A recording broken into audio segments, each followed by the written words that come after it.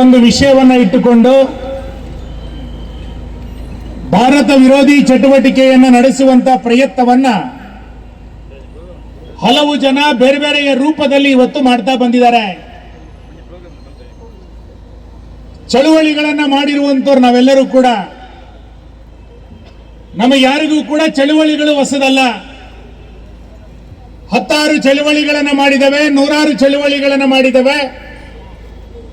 ಚಳುವಳಿಗಳ ಮುಖಾಂತರವೇ ಸರ್ಕಾರಗಳನ್ನು ತಂದಿದ್ದೇವೆ. ಆದ್ರೆ ಮೊನ್ನೆ ನಡೆದಿರುವಂತದ್ದು ಅದು ಚಳುವಳಿ ಅಲ್ಲ, ಅದೊಂದು ಅರಾಜಕತೆಯನ್ನ ಸೃಷ್ಟಿ ಮಾಡುವಂತ ಪ್ರಯತ್ನ. ಚಳುವಳಿ ಬೇರೆ, ಅರಾಜಕತೆ ಬೇರೆ. ಆದ್ರೆ ಡೆಲ್ಲಿಯ ಜಂತರ್ ಮಂತರ್ನಲ್ಲಿ ಚಳುವಳಿಯ ಹೆಸರಿನಲ್ಲಿ ಅರಾಜಕತೆಯನ್ನ ಇಡೀ ದೇಶದಲ್ಲಿ ಸೃಷ್ಟಿ ಮಾಡಿ ನಾವೇನನ್ನೋ ಮಾಡಲಿಕ್ಕೆ ಹೊರಟಿದ್ದೇವೆ, ಏನನ್ನೋ ಸೃಷ್ಟಿ ಮಾಡಲಿಕ್ಕೆ ಹೊರಟಿದ್ದೇವೆ ಅನ್ನುವಂತ ಪ್ರಯತ್ನವನ್ನ ತುಂಬಾ ಜನ ಮಾಡ್ತಾ ಬಂದಿದ್ದಾರೆ. ಬಿಜೆಪಿಗೆ, ನರೇಂದ್ರ ಮೋದಿಗೆ ಇದು ಹೊಸದಲ್ಲ. ಗೋಧ್ರಾ ಚಳುವಳಿಯ ಮುಖಾಂತರವೇ ನರೇಂದ್ರ ಮೋದಿಯವರ ನೇತೃತ್ವ ಮತ್ತು ವ್ಯಕ್ತಿತ್ವ ಇಡೀ ದೇಶಕ್ಕೆ ಪರಿಚಯ ಆಗಿದ್ದು. ಅದಾದ ನಂತರ ಅಮೆರಿಕಕ್ಕೆ ನರೇಂದ್ರ ಮೋದಿಗೆ ವೀಸಾ ಕೊಡೋದಿಲ್ಲ ಅಂತೇಳಿ ಮಾಡಿದಾಗ ಇಡೀ ದೇಶದ ಜನ ಯಾವ ರೀತಿ ವರ್ತನೆಯನ್ನು ಮಾಡಿದ್ರು ಅನ್ನೋದನ್ನು ಕೂಡ ನಾವು ಮರೆತಿಲ್ಲ. ಕೇಂದ್ರದಲ್ಲಿ ಅಧಿಕಾರಕ್ಕೆ ಬಂದ ನಂತರ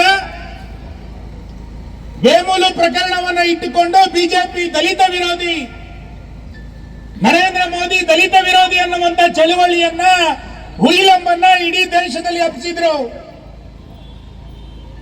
ನರೇಂದ್ರ ಮೋದಿಯವರ ಸರ್ಕಾರ ಪ್ರಸಿದ್ಧತೆಯನ್ನ ಪಡ್ಕೊಳ್ತಾ ಹೋದಾಗ ದೇಶದಲ್ಲಿ ಅಸಹಿಷ್ಣುತೆ ಇದೆ ಅಂತೇಳಿ ಪ್ರಶಸ್ತಿಗಳನ್ನ ವಾಪಸ್ ಕೊಡುವಂತ ಒಂದು ಅಭಿಯಾನವನ್ನು ಕೂಡ ಇದೇ ವಿರೋಧಿಗಳು ಮಾಡ್ತಾ ಬಂದಿದ್ರು. ಸಿಎಎ ತಂದಾಗ ಇಡೀ ದೇಶದಲ್ಲಿ ಮುಸಲ್ಮಾನರನ್ನ ಎತ್ತಿ ಕಟ್ಟುವಂತ ಪ್ರಯತ್ನವೂ ಕೂಡ ನಡೆದಿತ್ತು. ಸರ್ಜಿಕಲ್ ಸ್ಟ್ರೈಕ್ ನಡೆದಾಗ ಸಾಕ್ಷಿಯನ್ನ ಕೇಳಿದಂತ ಜಿರಳೆಗಳು ಇವರೆಲ್ಲರೂ ಕೂಡ, ಸಿಂಧೂರದ ಆಕ್ರಮಣ ನಡೆದಾಗ ಭಾರತದ ವಿಮಾನಗಳು ಎಷ್ಟು ಪತನ ಆಯಿತು ಲೆಕ್ಕ ಕೊಡಿ ಅಂತ ಕೇಳಿದವರು ಇವರು. ಇಂಥ ಎಲ್ಲ ವಿರೋಧಿ ಚಟುವಟಿಕೆಗಳೇ ಇವತ್ತು ಕಾಕ್ರೋಚ್ನ ಹೆಸರಿನಲ್ಲಿ ಪ್ರತಿಭಟನೆಯನ್ನು ಮಾಡ್ತಾ ಇದ್ದಾರೆ. ನಾವು ಸ್ವಾತಂತ್ರ್ಯ ಬಂದ ನಂತರ ಇಂಥ ಕಾಕ್ರೋಚ್ಗಳನ್ನ ಹಳ್ಳಿಗಳಲ್ಲಿ ನೋಡಿದ್ದೇವೆ. ಇಂಥ ಹೋರಾಟಗಳನ್ನ ತುಂಬಾ ಸರಿ ದೇಶ ಕಂಡಿದೆ. ಭಾರತದ ಇತಿಹಾಸ, ಭಾರತೀಯತೆ ಮತ್ತು ಭಾರತ ಸರ್ಕಾರ ಚಳುವಳಿಯ ಹೆಸರಿನಲ್ಲಿ ಅರಾಜಕತೆಯನ್ನು ಸಹಿಸೋದಿಲ್ಲ. ಈ ದೇಶದ ಜನ ಸೈನಿಕರನ್ನ ಗೌರವಿಸುವಂತ ಜನ, ಈ ದೇಶದ ಜನ ಪೊಲೀಸರನ್ನ ಗೌರವಿಸುವಂತ ಜನ. ಸಾಮಾನ್ಯ ಜ್ಞಾನ ಗೊತ್ತಿರಬೇಕು, ಯಾವುದು ಶಿಷ್ಟಾಚಾರ ಅನ್ನುವಂಥದ್ದು ಗೊತ್ತಿರಬೇಕು.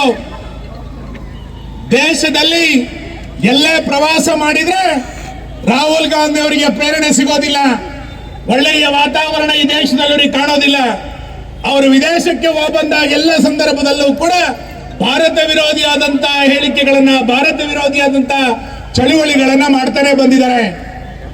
ಹಾಗಾಗಿ ಇವತ್ತು ನಾವು ಮಾಡ್ತಾ ಇರುವಂತಹ ಪ್ರತಿಭಟನೆ ಏನು ಅಂತ ಕೇಳಿದ್ರೆ, ಚಳುವಳಿ ಬೇರೆ, ಅರಾಜಕತೆ ಬೇರೆ ಎನ್ನುವಂಥದ್ದು ಸ್ಪಷ್ಟ ಇರಬೇಕು. ಚಳುವಳಿಯ ಹೆಸರಿನಲ್ಲಿ ಅವಾಚ್ಯ ಶಬ್ದಗಳನ್ನ, ಪ್ರಧಾನಮಂತ್ರಿಗಳ ಬಗ್ಗೆ, ಧರ್ಮದ ಬಗ್ಗೆ ಮಾತಾಡೋದನ್ನ ಈ ಸಮಾಜ ಸಹಿಸೋದಿಲ್ಲ ಅನ್ನುವಂಥದ್ದನ್ನ ಸಂದೇಶದ ಮುಖಾಂತರ ಇವತ್ತು ನಾವು ಸ್ಪಷ್ಟಪಡಿಸಬೇಕಾಗಿದೆ. ಬಿಜೆಪಿಯ ಕಾರ್ಯಕರ್ತರಾದಂತ ನಾವುಗಳು ಎಲ್ಲವನ್ನೂ ಮೋದಿ ಮಾಡ್ತಾರೆ ಎನ್ನುವಂತ ಭ್ರಮೆನಲ್ಲಿ ನಾವು ಇರಬಾರದು. ನಮಗೂ ಕೂಡ ಜವಾಬ್ದಾರಿಗಳಿದೆ. ನಮ್ಮ ಗ್ರಾಮಗಳಲ್ಲಿ ಕಾಕ್ರೋಚಿನ ಹೆಸರಿನಲ್ಲಿ ಬೇರೆ ಬೇರೆಯವರು ಹುಟ್ಟುಕೊಳ್ಳಿಕ್ಕೆ ಪ್ರಾರಂಭ ಮಾಡಿದ್ದಾರೆ. ಕಾಕ್ರೋಚಿನ ಹೆಸರಿನಲ್ಲಿ ಯುವ ಸಮುದಾಯವನ್ನು ಎತ್ತು ಕಟ್ಟುವಂತ ಪ್ರಯತ್ನಗಳು ಕೂಡ ನಡೀತಾ ಇದೆ. ಇದೇ ಸರ್ಕಾರ, ಇದೇ ಧರ್ಮೇಂದ್ರ ಪ್ರಧಾನ್ ಅವರು ಶಿಕ್ಷಣದ ಸುಧಾರಣೆಗೆ ನೂರಾರು ರೀತಿಯಾದಂತಹ ಕ್ರಮಗಳನ್ನು ಕೈಗೊಂಡಿದ್ದಾರೆ.